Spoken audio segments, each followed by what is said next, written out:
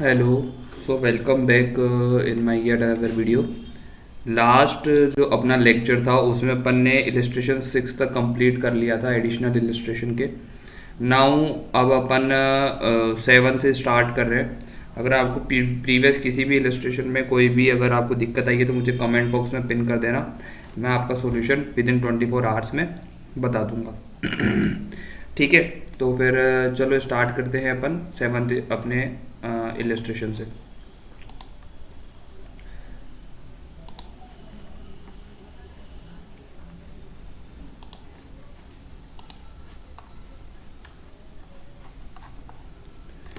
ठीक है।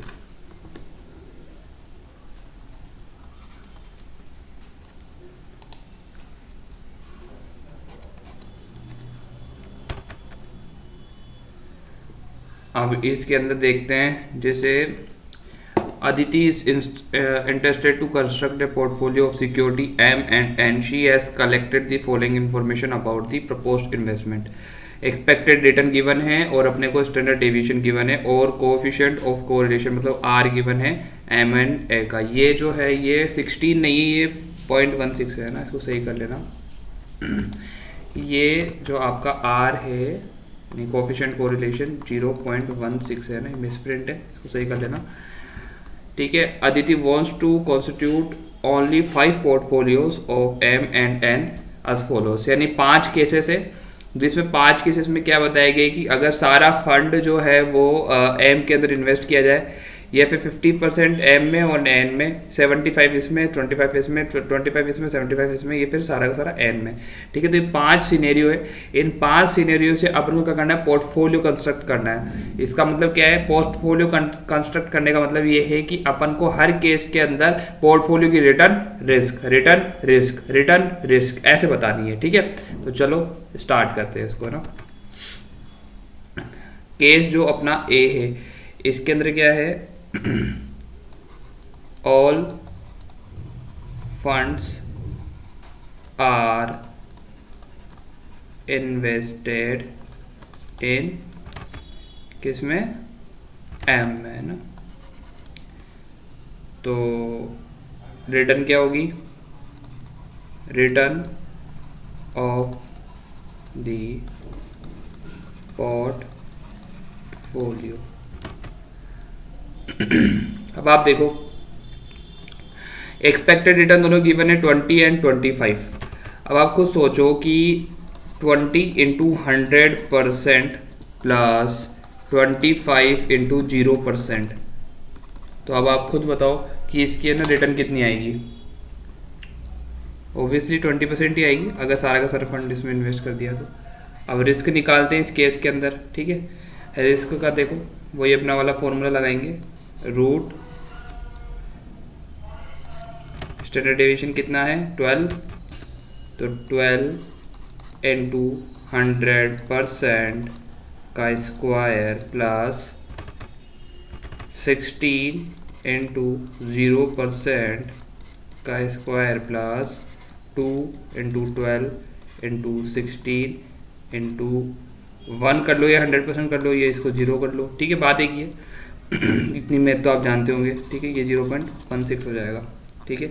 तो इसको सोल्व करते हैं तो ये कुछ आएगा 144 के आसपास और ये अपने हो जाएगा 12% इसका रिस्क। तो इससे क्या बात समझ में आ रही है, note when all fund are invested in any one security in full ratio,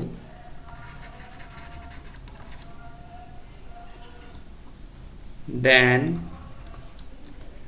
portfolio risk and return are same as the single security risk and return means जब सारा का सारा रेशो एक सिक्योरिटी के अंदर आ जाता है ना, तो जो उसका रिस्क और उसका जो रिटर्न है वही पोर्टफोलियो का होल जो रिस्क होगा रिटर्न होगा सेम होगा। ठीक है, तो ये अपना ए केस हो गया। बी केस के अंदर क्या है कि 50% मतलब इक्वल टू इक्वल है दोनों के अंदर, तो एम के अंदर 50% है एंड एन के अंदर 50% है।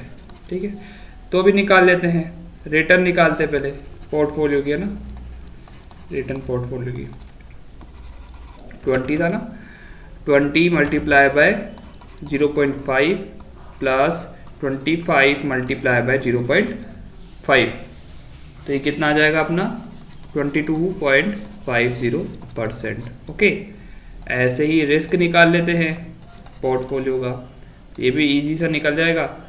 तो रूट इसके अंदर 20 नहीं है अपने पास में, रिस्क कितना था,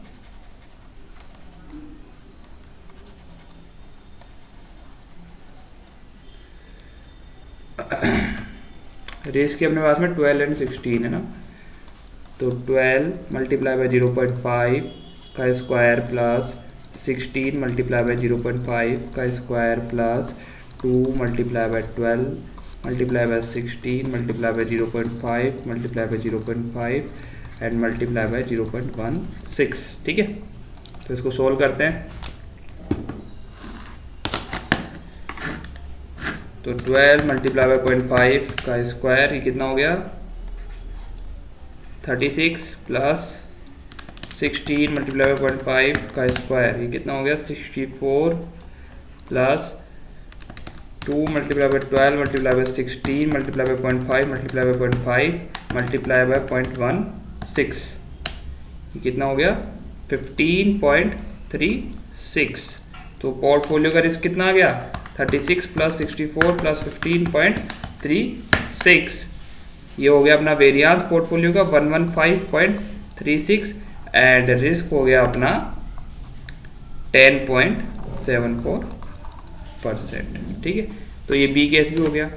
देखो सारे केस ऐसे ही होने, अगर वैसे मेरे को लगता नहीं आगे वाले केस कराने की मेरे को नीड होगी क्योंकि सब सिंपल सही है। अब देखो नेक्स्ट वाले के अंदर क्या होगा 75% उसमें चल जाएगा और 25% उसमें चल जाएगा, है ना, सेकंड सिक्योरिटी में, फिर 25 एम में आ जाएगा और 75 एन में आ जाएगा और फिर एन में आ जाएगा। तो इस वाले केस का तो देखो आंसर सेम हो जाएगा। जो एन का देखो पोर्टफोलियो रिस्क है, जो ये एन का पोर्टफोलियो रिस्क है ना, और इसका जो रिटर्न है ना, ये जो सिंगल सिक्योरिटी का वही पोर्टफोलियो का हो जाएगा। देखो मैं आंसर भी दिखा देता हूँ आपको फिफ्थ वाले का, है ना, फिफ्थ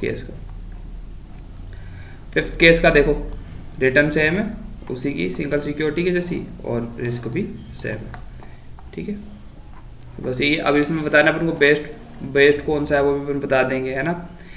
ठीक है, जिसका रिस्क कम होगा वो बेस्ट होगा, रिटर्न ज़्यादा होगी वो बेस्ट होगा, है ना।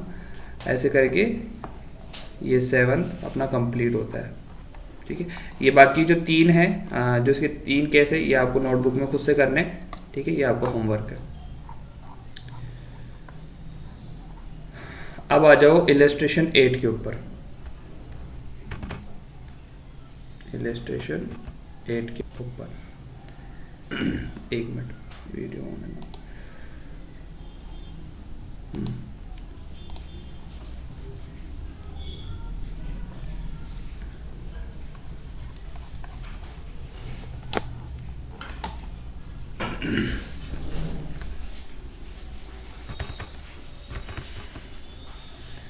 An investor holds 2 securities. अब इसमें ए और बी है जो इक्वल प्रोपोर्शन के अंदर है और उनका रिस्क एंड रिटर्न दिया हुआ है। तो देखो रिटर्न है अपनी ए की 28% एंड रिस्क है इसका 30% एंड बी की ऐसे ही और इसका भी इसकी। The returns of the securities have a positive correlation. जो रिटर्न्स है उसके अंदर पॉजिटिव कोरिलेशन है 0.7 का। You are required to calculate the portfolio return and risk. Further suppose the investor wants to reduce the portfolio risk to 17%, how much should the को। अच्छा ठीक है, है ना। अब इसके अंदर क्या करना है मैं आपको बताता हूँ, है ना। देखो इसमें भी दो केस हैं। अब दो केस कैसे हैं कि पहले तो है ना अपने को कोएफिशिएंट कोरिलेशन दिया हुआ है 0.7 का, तो उससे तो अपन को निकालना है रिस्क पोर्टफोलियो का। फिर अगेन इसने क्या बोला है कि अगर पोर्टफोलियो का रिस्क 17% हो, अगर पोर्टफोलियो का रिस्क 17% हो तो कोएफिशिएंट कोरिलेशन क्या होगा। तो बहुत ईजी है, आराम से कर लेंगे अपन ना। तो चलो ठीक है, इसका पहला केस कर लेते हैं जो बिल्कुल सीधा है, इक्वल प्रोपोर्शन है एंड 0.7 इसका कोएफिशिएंट कोरिलेशन है, और इसका अपन इसका निकाल लेते हैं। रिटर्न निकालने की भी मेरे को जरूरत नहीं लग रही क्योंकि देखो इजी है। देखो पोर्टफोलियो की रिटर्न देखो मैं यहीं बता देता हूँ बिना कैलकुलेट करी, 28% एंड 24%, 28 + 24 डिवाइड बाई 2 क्योंकि इक्वल प्रोपोर्शन है, 26% आ जाएगी आपकी। ठीक है, अब अपन रिस्क कैलकुलेट करते हैं। तो पोर्टफोलियो रिटर्न मैं बता देता हूँ, पोर्टफोलियो रिटर्न अपन ने निकाली है 26%। ठीक है, अब अपन निकाल रहे हैं पोर्टफोलियो रिस्क। ठीक है, तो स्टैंडर्ड डेविएशन 30 एंड 26, तो 30 मल्टीप्लाई बाई 0.5 इसका स्क्वायर प्लस 26 मल्टीप्लाई बाई 0.5 इसका square plus 2 multiply by 30 multiply by 26 multiply by 0.5 multiply by 0.5 और 0.7। ठीक है, इसको सोल्व करते हैं। 30 मल्टीप्लाई 0.5 का स्क्वायर ये आ गया 225 प्लस 26 मल्टीप्लाई 0.5 का स्क्वायर ये आ गया 169 plus 2 multiply by 30 multiply by 26 multiply 0.5 and then 0.7, 273। तो इसका वेरिएंस आ जाएगा 225 प्लस 169 प्लस 273, ये हो गया 667 एंड देन इसका रिस्क आ जाएगा पोर्टफोलियो का 25.83 राउंड ऑफ में। ठीक है, इतना आ जाएगा। ओके, तो ये तो हो गया पहला वाला केस। नाउ सिनेरियो 2, अब क्या करना है, if portfolio return is 17%, then how much is the coefficient correlation। ठीक है, तो यानी 17% अपन को गिवन है रिस्क, तो रूट में वही रख लेंगे अपन, कितना था डेविएशन 30 एंड 26। अपन ये अज्यूम करके चल रहे कि प्रोपोर्शन इक्वल ही रहेगा, है ना। 30 इंटू 0.5 का स्क्वायर प्लस 26 मल्टीप्लाई बाई 0.5 का square plus 2 multiply by 30 multiply by 26 multiply by 0.5 multiply by 0.5 और r, ये अपन को कैलकुलेट करना है। ठीक है, तो इसको थोड़ा सिंप्लीफाई कर देते हैं। तो यहाँ पे क्या आएगा, वही 225 plus 169 and 2 multiply by 30 multiply by 26 multiply by 0.5 multiply 0.5 और ये आ जाएगा 390 r।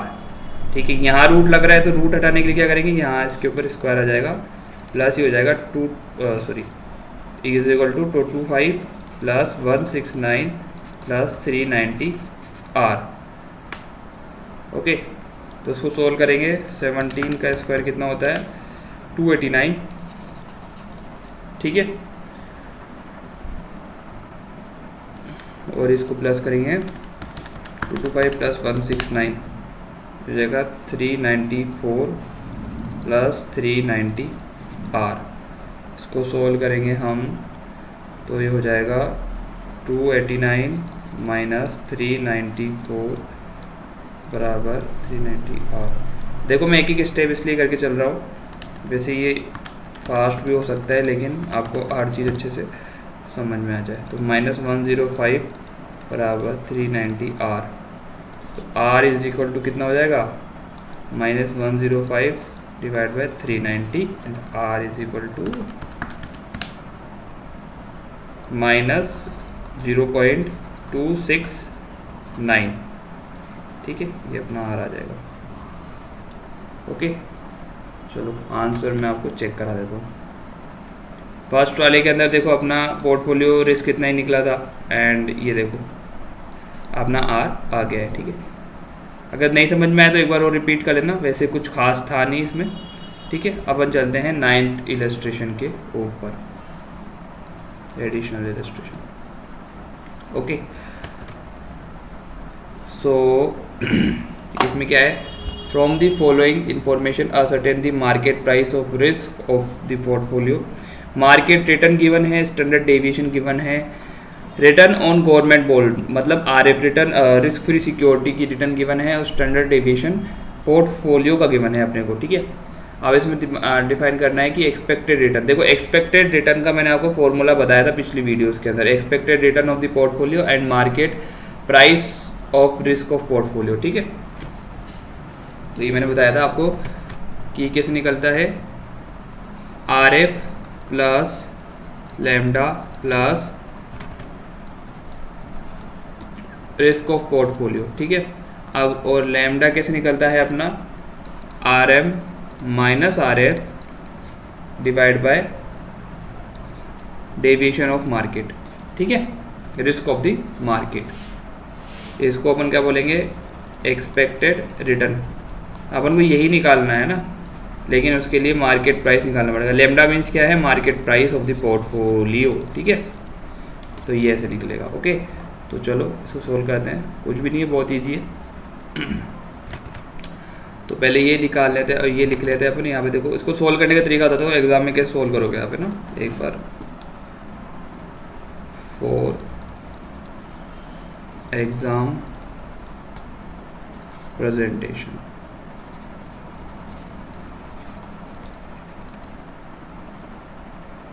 ठीक है।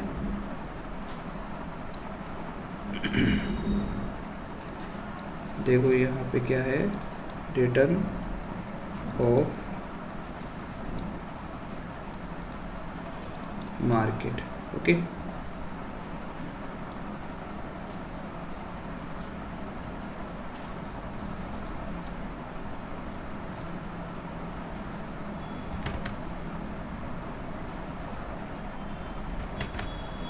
यहाँ है स्टैंडर्ड डेविएशन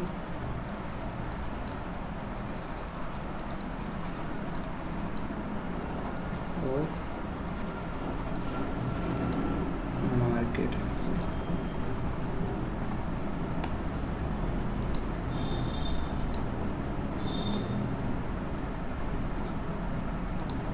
ठीक है। और ये है R F, return on government bond, ठीक है।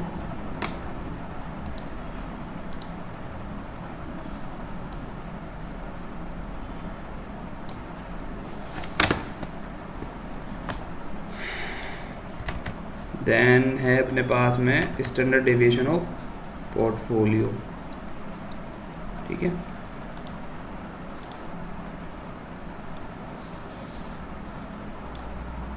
और यहाँ पर निकाल लेंगे लैम्डा यानी market price of the portfolio.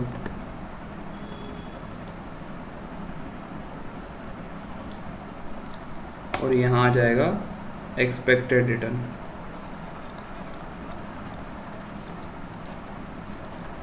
ये सिर्फ मैं जो सिंबल बना के चला हूँ, आपको सिंबल नहीं, आपको अच्छे से ही करना है ना वहाँ पे। ये तो मैं थोड़ा फास्ट करने के लिए यहाँ पे कर रहा हूँ।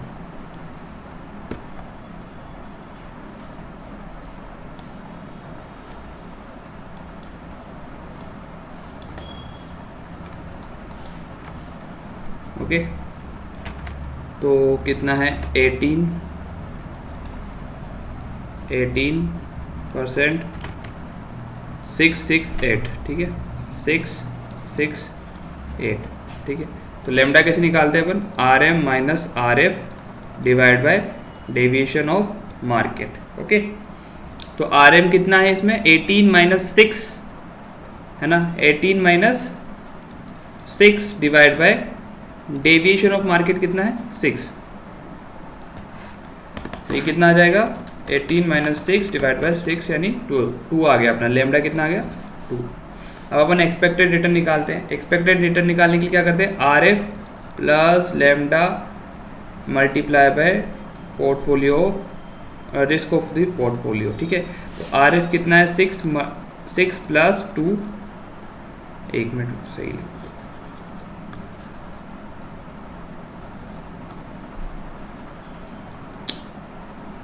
ठीक है, तो 6 plus 2 multiply by risk of the portfolio यानी 8, ये हो जाएगा अपना 8 मल्टीप्लाई बाय 2 16, 16 प्लस 6 कितना हो जाएगा 22%।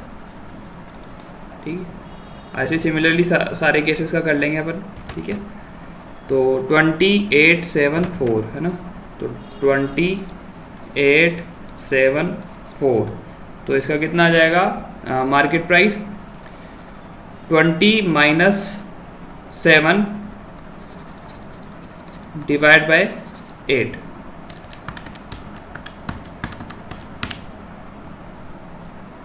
$1.625, और ये आ जाएगा अपना आर एफ कितना है 7 प्लस 1.625 मल्टीप्लाई बाय 4 प्लस 7, आ जाएगा 13.5%।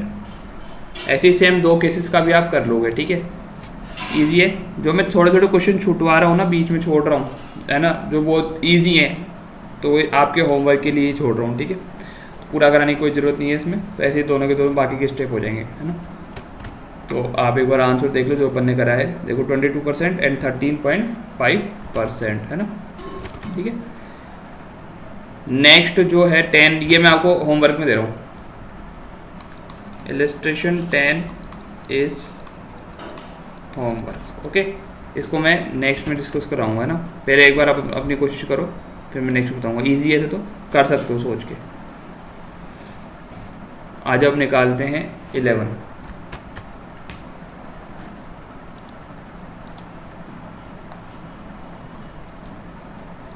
इलस्ट्रेशन 11।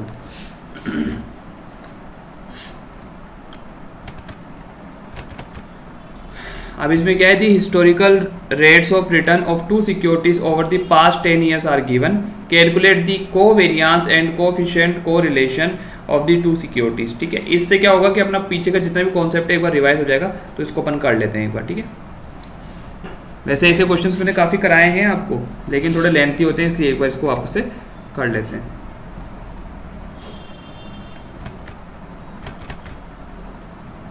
पहले अपन निकाल लेते हैं आपका सिक्योरिटी ए।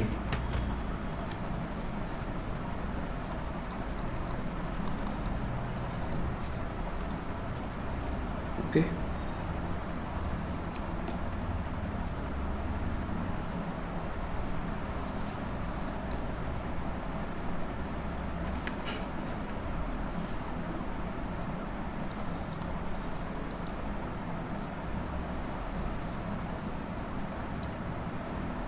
year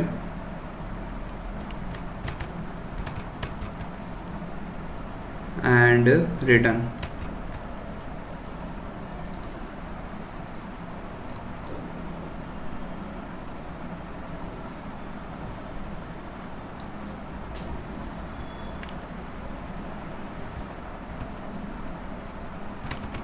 तो ईयर कितने हैं 10, और रिटर्न अपन लिख लेते हैं 1 2 3 4 7 8 9 एंड 10, एंड रिटर्न कितनी है 12 8 7 14 16 7 14 एंड 16 15 18 20 एंड 16 15 18 20 एंड 16 एंड 22। ठीक है, तो हिस्टोरिकल डेटा होता है जब क्या करते हैं, इन सब का टोटल होगा, सम होगा, उसके बाद में नंबर ऑफ ईयर से डिवाइड हो जाएगा।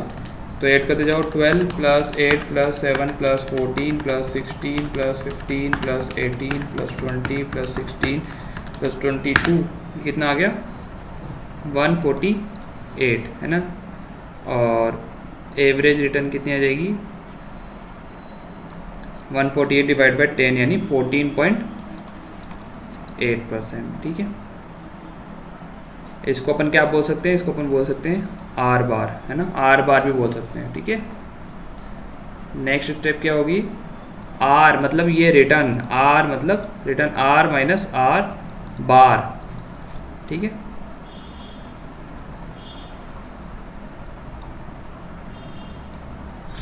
तो 12 माइनस 14.8 तो कितना आ जाएगा, माइनस 2.8। 8 माइनस 14.8 कितना आ जाएगा, 6.8 माइनस का, then minus 7.8 minus 0.8 1.2 0.2 3.2 5.2 1.2 and 22 minus 14.8 7.2। Next step क्या होती है, आर माइनस आर बार जो अपन ने निकाला है इसका स्क्वायर।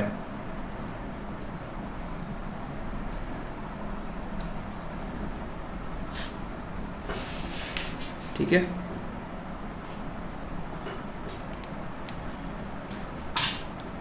तो 2.8 का स्क्वायर कितना होता है, 7.84।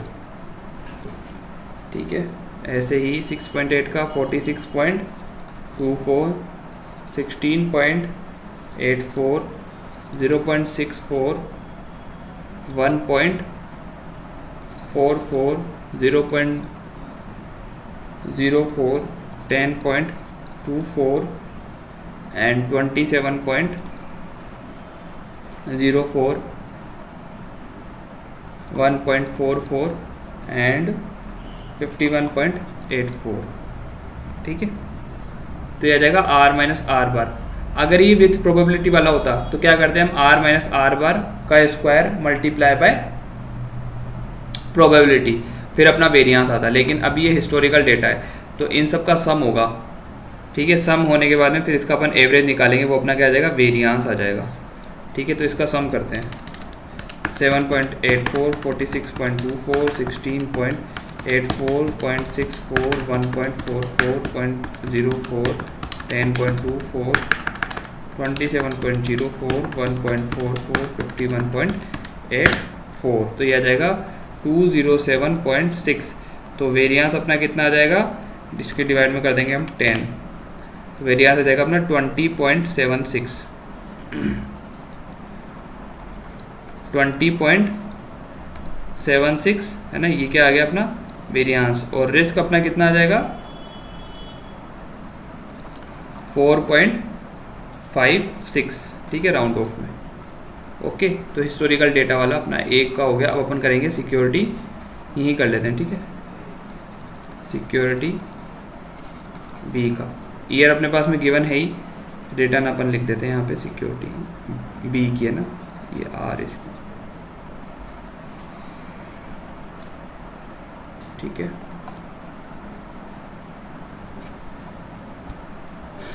तो इसकी रिटर्न कितनी है, 20 22। ठीक है, तो 20 22 24 18 15 20 24 25 24 25 24 एंड 18। ओके, तो इसका अपन आर बार निकाल लेते हैं। एक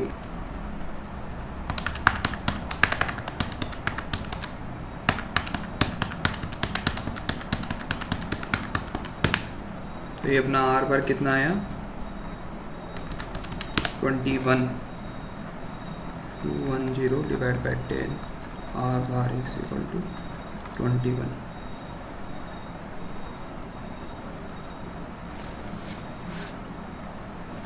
नेक्स्ट अपन निकालेंगे R minus R bar. Okay, तो 20 minus 21 minus 1 plus 1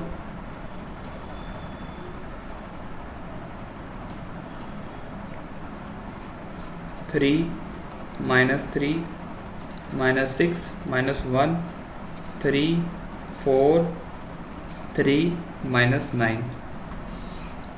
are minus R bar का स्क्वायर 1,1,9,9,36 1,9,16 9,9,100 इसका सम करेंगे 1 + 1 + 9 + 9 + 36 + 1 + 9 + 16 + 9 + 9 + 100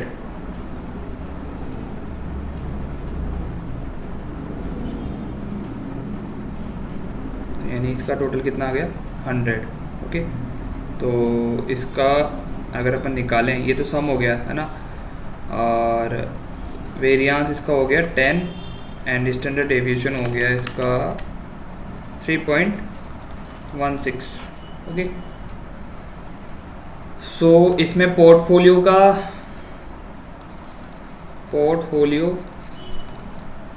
रिस्क आ चुका है बहुत सिक्योरिटी का। ठीक है, अब अपन निकालते हैं कोवेरिएंस, कैलकुलेशन ऑफ कोवेरिएंस। ठीक है, तो कोवेरिएंस के लिए क्या करेंगे, जो सिक्योरिटी अपनी पी है ना इसमें, सिक्योरिटी ए इसका आर माइनस आर बार ले लेंगे, देन सिक्योरिटी बी का R minus R bar. Okay, और इनको मल्टीप्लाई कर देंगे। ठीक है, यहाँ पे तो सिक्योरिटी ए का आर माइनस आर बार ये है एक,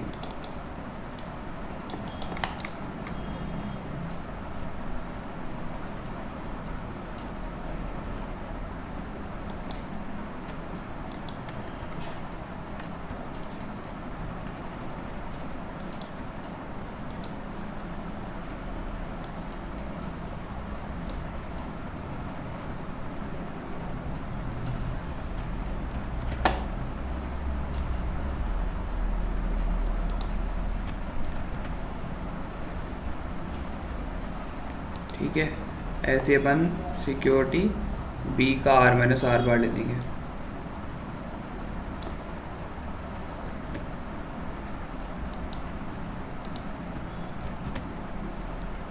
ओके,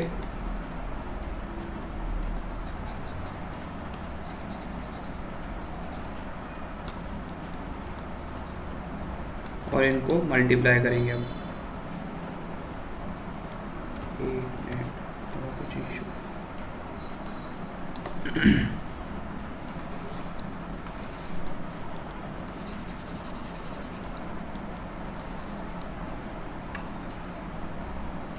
ठीक है,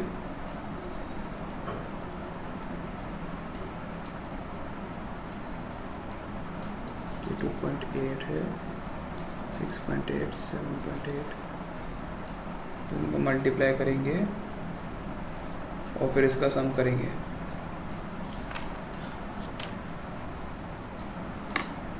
नहीं देख लेते, 2.8 माइनस का मल्टीप्लाई बाय 1 माइनस का ये रहेगा 2.8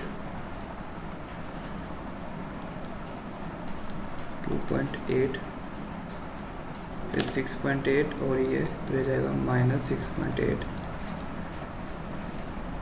देन 7.8 माइनस का मल्टीप्लाई बाय 3 जाएगा -23.4, 0.8 माइनस का मल्टीप्लाई बाय 3 माइनस का ये जाएगा 2.4, 1.2 multiply by -6 -7.2, 0.2 multiply by 1 minus का तो -0.2, 3.2 multiply by 3 9.6, 5.2 multiply by 4 20.8, 1.7 multiply by 3 5.1, 7.2 multiply by 3 minus का -21.6, इसका सम करेंगे 2.8 प्लस 6.8 माइनस का प्लस 23.4 माइनस का प्लस 2.4 प्लस 7.2 माइनस का plus 0.2 minus plus 9.6 plus 20.8 plus 5.1 plus 21.6, ये माइनस का।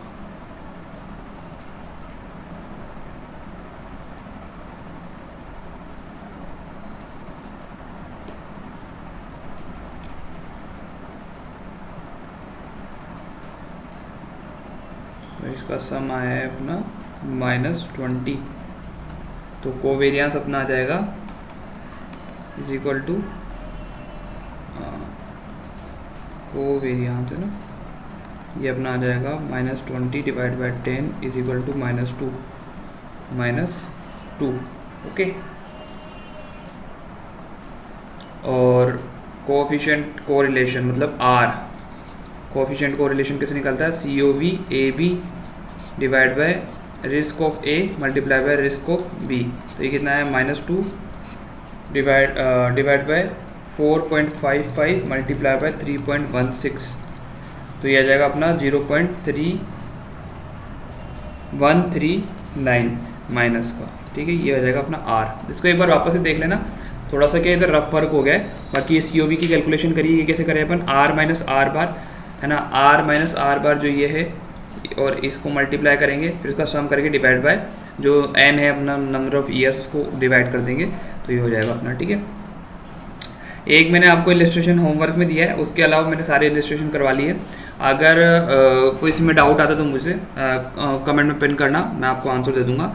तो यहाँ तक अपने 11 इलस्ट्रेशन कंप्लीट हो गए है ना, 11 इलस्ट्रेशन कंप्लीट हो गए अपने। ठीक है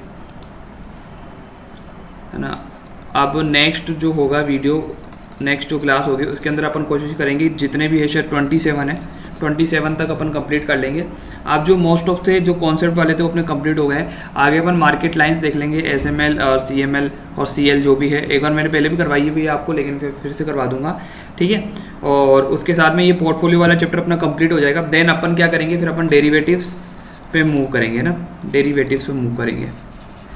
ठीक है, पहले मैं सोच रहा था कि म्यूचुअल फंड एंड बॉन्ड करवा लिया जाए, लेकिन डेरिवेटिव्स की ज़्यादा डिमांड आई तो डेरिवेटिव्स पे मूव किया जाएगा है ना। देन उसके बाद में म्यूचुअल फंड और बॉन्ड वैल्यूएशन, देन फिर कैपिटल बस्टिंग, फॉरेक्स जितना भी रह रहा है उसको कंप्लीट करेंगे अपन। ठीक है, तो प्रोबेबली या तो नेक्स्ट सेशन में या फिर 1 से 2 सेशन और लगेंगे पोर्टफोलियो के अंदर, पोर्टफोलियो कंप्लीट हो जाएगा।